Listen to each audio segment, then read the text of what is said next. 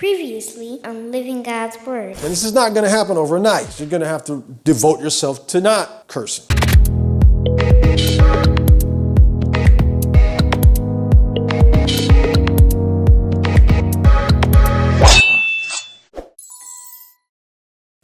Colossians chapter 3 provides a helpful list of things we need to overcome in order to live victoriously.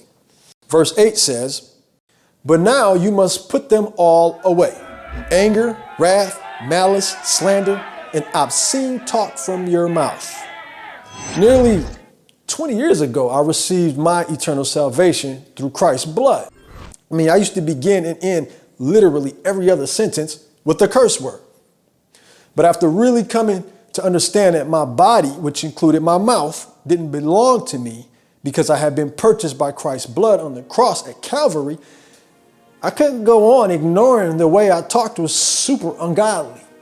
And I started to see how my words were literally cursing my life and preventing major blessings from flowing in and out of it and into someone else's life.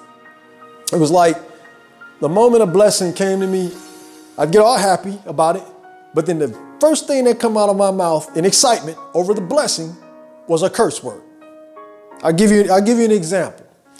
Let's say one day I was shopping at the local Family Dollar store, and at the checkout counter, the cashier says something like, "Hey, you're the 10th customer of the hour, which means you just won free tickets to the Tigers game."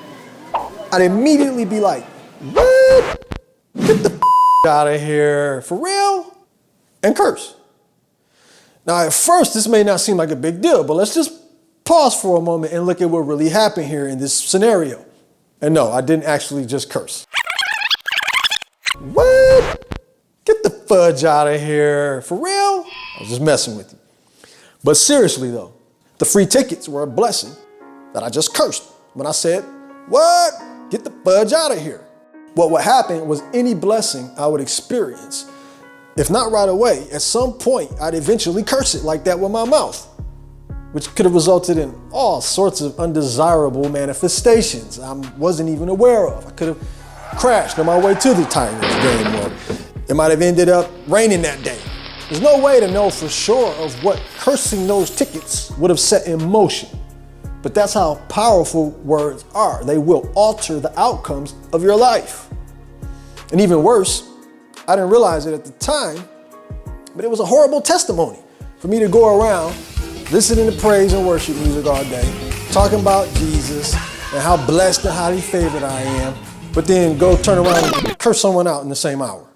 I was really cursing myself out, my life, more than I was the other person or the things I was talking about. It's deep. Luke chapter 6:45 reads, "The admirable person out of the good treasure of his heart produces good, and the evil person out of his evil treasure produces evil. For out of the abundance of the heart, his mouth speaks." There's a connection with whether good treasure or evil treasure will produce based on your mouth. I know that's kind of an old word that creates the image of a pirate or something, but treasure can be anything. The point is that it's something tangible that manifested from intangible words that you spoke. Words have the power to create worlds.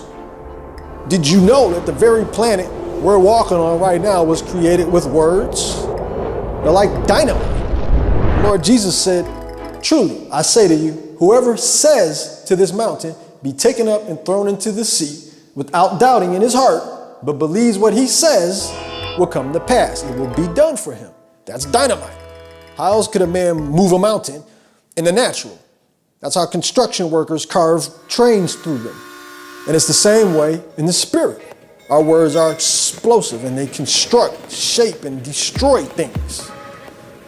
Probably one of the biggest and most popular myths ever quoted is, you know it, "Sticks and stones may break my bones, but what? Words will never hurt me."